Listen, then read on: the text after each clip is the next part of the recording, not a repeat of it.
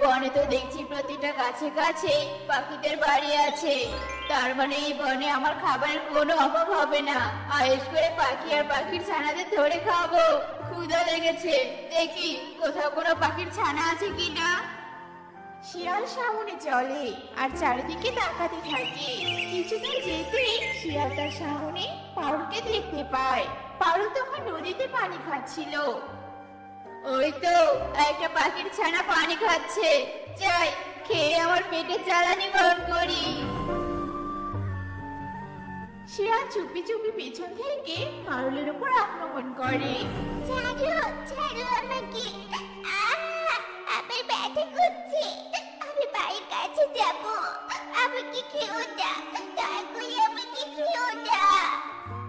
শিয়াল কিছু না বলে পারুলকে খেয়ে ফেলে। দূর থেকে শালিক সবটা দেখে মনে মনে বলতে থাকে, আহারে পারুল বেচারি, দুষ্ট শিয়াল ছোট মেয়েটাকেও ছাড়লো না। এই বনে শিয়ালের নজর পড়েছে, যাই যাই বনে সবাইকে বলে দেই আর সতর্ক করে দেই। শালিক করতে থাকে।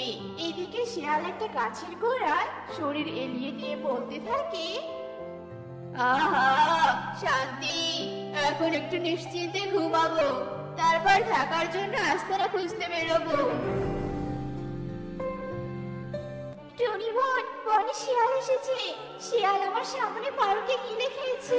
তোর ডিম থেকে ছানারা বের হলে সাবধানে রাখিস বোন, আর তুইও সাবধানে থাকিস।